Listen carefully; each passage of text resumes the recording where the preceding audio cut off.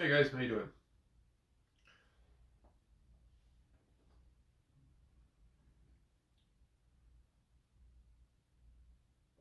Oh, quite a while ago. I probably did some media on it. I'm thinking a while ago. And I was talking about desires. Oh, hey Carly, how you doing? I was talking about desires and how the belief systems, resistance, opposition, all those words, that it has a couple of strategies that it uses. So you have a desire, and it feels good, and it makes your heart sing, oh, this is. And then the voices, right? Because this is where the battle is up here, right? The voices. So what the first strategy that the voices have when you that inspiration, oh, that would be so cool, and it doesn't have to be like bringing peace to the world or anything. It could be going on a holiday, or it could be, I don't know, buying a big screen TV. I don't know, a change in lifestyle, whatever that looks like, right? So you have that, and it just, ooh, this feels good, right? So often the first strategies that a belief system has, I use that label, is it tries to convince you just to stop, right? So it will come up with all sorts of often very logical reasons why that desire you have is just stupid. So let's say it's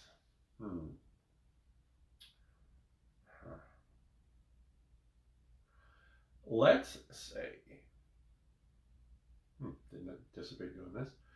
Let's say you're somebody that can see 60 from where they're sitting in, well, 9 months. Somebody for the last, well, 10 years,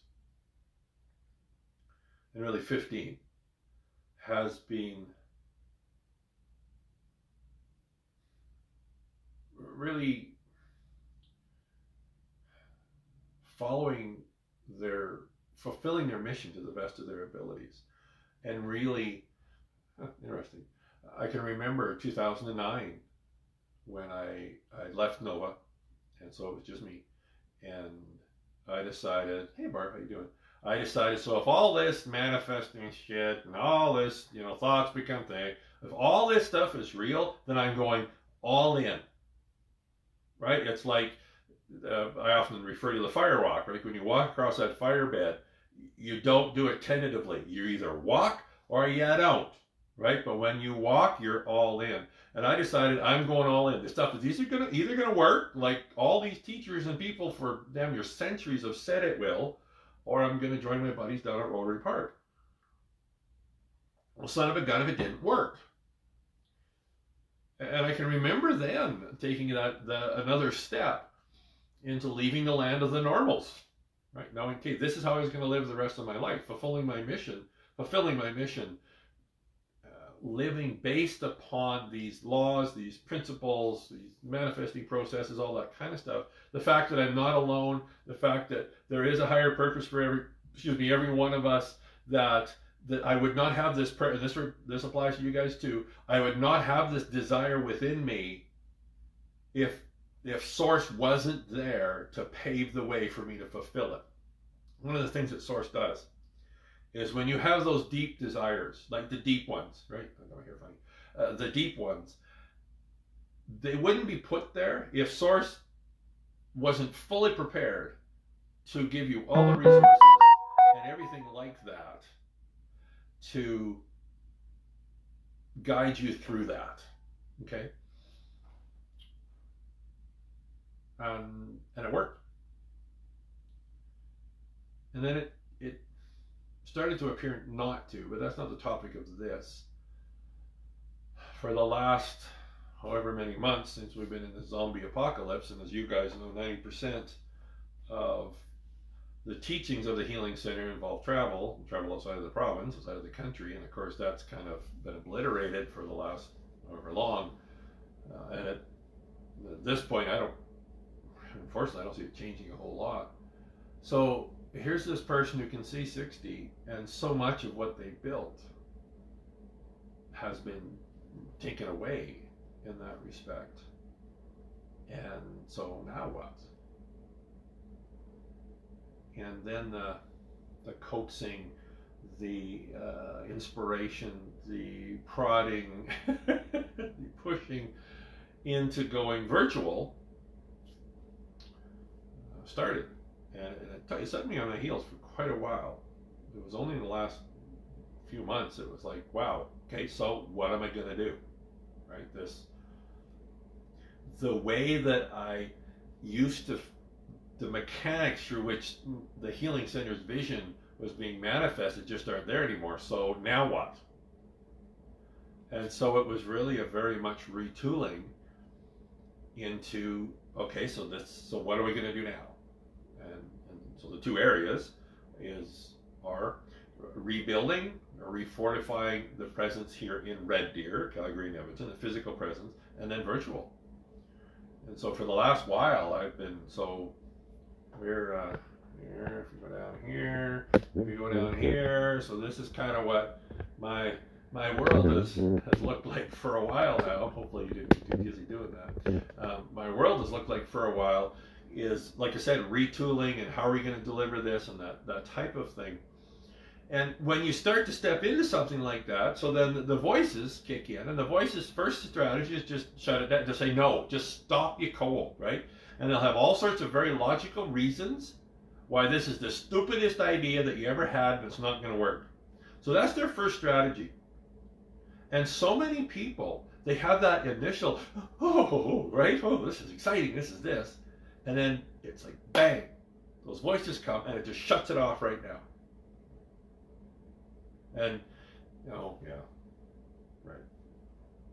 Because you buy the bullshit that the voices are feeding you. Then you stop. And then, of course, interestingly enough, the voices go away. Why do the voices go away? Because you're good now, right? So if that doesn't work, then the second strategy that the voices use is they try and get you to settle. And this really, for me, is the theme of this video. Is, yes, right now, there's a lot of external forces that are telling you what you can't do. Right?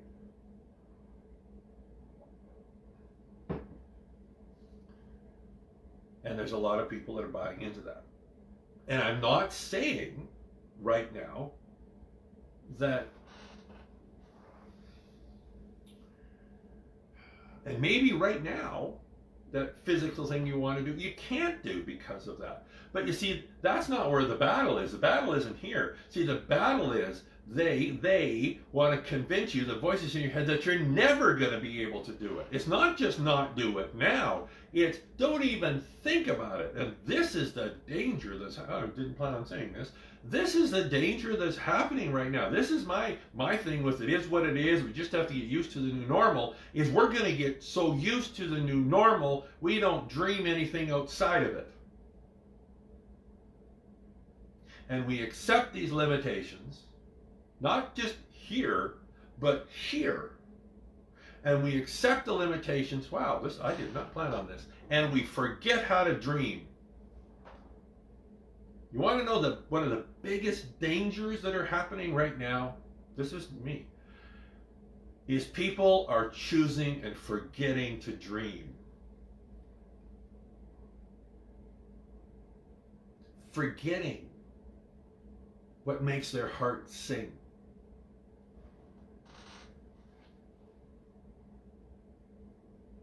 You see, there may be, you bet your ass I'm going to travel again. Not a chance in hell that ain't happening. But that's not a decision I make because of this. That's a decision I make because of this. And what I'm seeing is so many people are making the decision in here that, yeah, that's right, this is the new normal, and it's probably going to be this way for who knows how long, and they forget to dream. They forget to nurture those desires within them.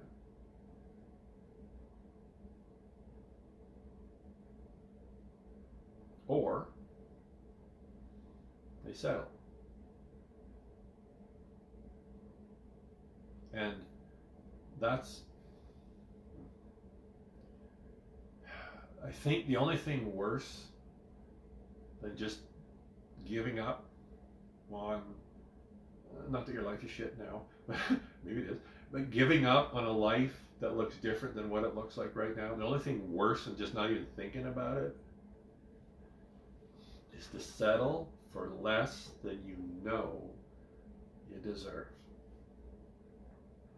I've talked about this before, but hey Jen, how you doing? But once we know, once we've experienced those things that make our hearts sing, you see, we can try and maybe convince our mind to forget, distract ourselves. You can't distract this. Once you've had those experiences, like the one I've had, so many of them, right? Well, the first time, whew, this is strong. The first time I touched the Pacific Ocean, right?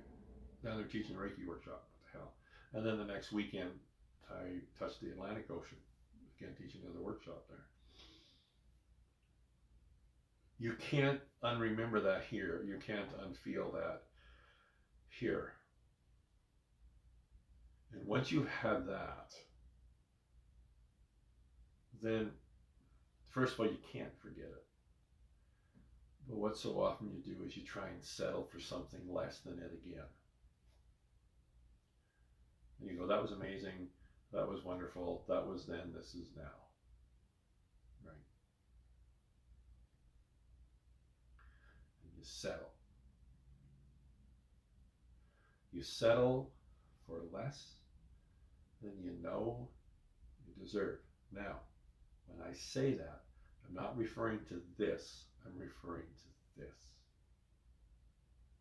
In our mind, we can, and those belief systems, the ones you keep you where you're at, in our mind, we can do some pretty crazy ass stuff. But your heart's pretty straightforward and it's pretty clear. Right? Sometimes I think we can do a pretty good job of settling up here. But once this has been set on fire, right, you can't put it out. And so then this is saying no, and this is saying yes, and then you've got this happening. Right? Man, if that isn't the definition of misery, I don't know what is. You see, I could do that. I could go, well, I'm damn near 60, and all the momentum I've built up with the travel and all that kind of stuff, that's pretty much gone. And who knows how long this is going to be around. The whole zombie apocalypse is going to be around and all that kind of stuff. So, you know, maybe it's time to just, I don't know, pack it in or pull back, right? Maybe it's time to just pull back. Right? Hey, Gordon, how you doing? Maybe it's time to just pull back. Just settle for now. But the trouble is when you settle for now, so often that now never ends. That when there's that, I just should pull back. That's the time when you move forward or you lean through the resistance of that. And that's what I'm doing. I'm expanding and choosing to allow the expansion of the vision to get even more. Right? To not settle. Yes, there may be some restrictions here, but not in here. To not settle. To not try and convince yourself this is what you're supposed to do, not supposed to do, all that kind of stuff. Or just accept less than you deserve. You deserve the very best.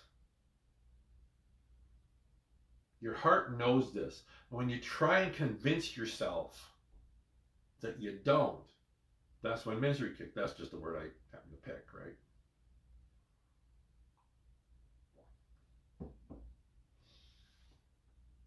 I don't care how old you are, like I said myself.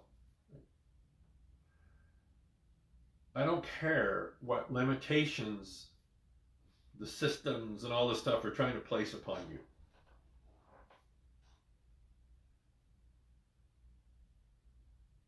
Don't settle for less than your heart knows you deserve, because you are worth it. You have a reason for being here.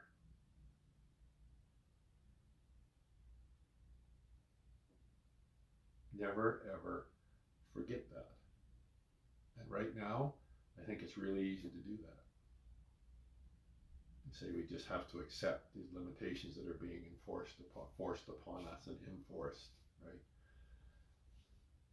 And maybe there's some that are the case now, but they can't touch you in here or in here. And that's where you hold on. And not just hold on, but get bold. Take your desire and amp it up a bunch. Logically, it probably won't make sense.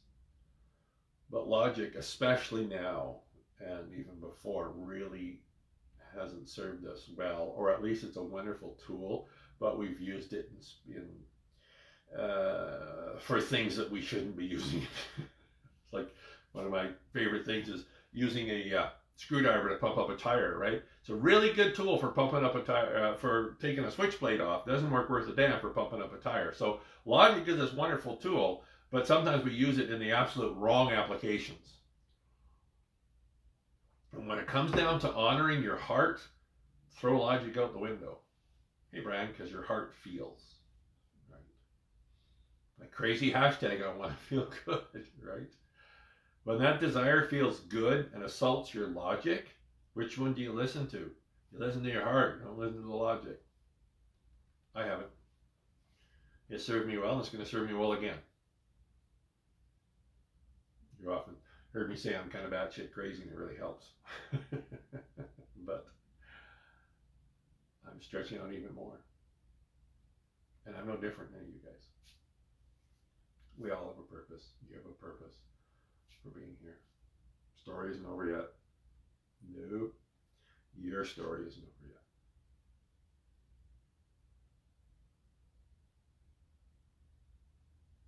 You're all beautiful. You really, really are. Thanks for tuning in, guys.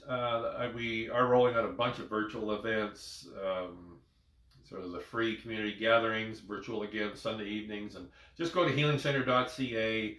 There's a Facebook page, of course, you'll see it. And check it out. We have some, the Refresh and Recharge that we used to do years ago. We're doing them every second Monday night, I believe. Again, go to the Facebook profile, go to healingcenter.ca. You'll see lists of them there and stuff like that as well. But it's thankfully technology has really presented us an opportunity to reach out. So I mean, Brian's in Colombia, right? And he's here right now. An opportunity to reach out and connect with people around the world. And we really are building something new and exciting within this. So let's do that together. All right, guys. Thanks for tuning in. As always, share. We're all in this together. See you on the web.